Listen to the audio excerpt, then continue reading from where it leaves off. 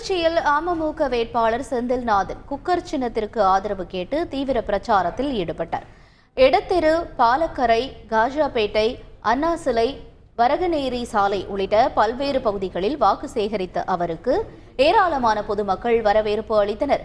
பிரச்சாரத்தில் பேசிய அவர், திருச்சி எம்பிக்கும் மத்திய அரசுக்கும் இடையே இணக்கமான சூழல் இல்லாததால் திருச்சிக்கு எந்த திட்டப்பணிகளையும் கொண்டு வரவில்லை என்று தெரிவித்தார்.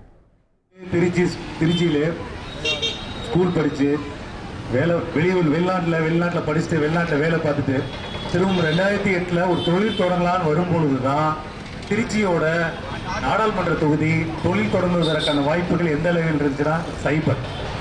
இப்பவுமே தெரியும், பெல் இண்டஸ்ட்ரியில் ஆன்சிலரி நிறைய கம்பெனிஸ் மூடிட்டு போயிட்டாங்க. வாழ்வாதாரம் வருவாய் என்பது கீழ் நோக்கி போயிட்டு இருக்கு. பெர் கேபிட்டா இன்கம் தனிநபர் வருமானம் என்பது திருச்சியில கீழ் நோக்கி போகுது. இந்த மெட்ரோ ட்ரெயின், புதிய பஸ் ஸ்டாண்ட்லாம் தேவைதான். ஆனால் அந்த மெட்ரோ ட்ரெயினில் போகிறதுக்கான அந்த டிக்கெட் கட்டணங்கள், அதற்குண்டான வருமானங்கள் மக்களிடம் உள்ளதா? என்ன இண்டஸ்ட்ரி ஓப்பன் பண்ணியிருக்காங்க 20 வருஷமா? ஒரு தொழிற்சாலைகள் இல்லை, ஒரு நிறுவனங்கள் இல்லை. மத்திய அரசோட இணக்கமான சூழ்நிலை இல்லாத காரணத்தால் இவரெல்லாம் நம்ம கேட்டு பெற கூட முடியும்.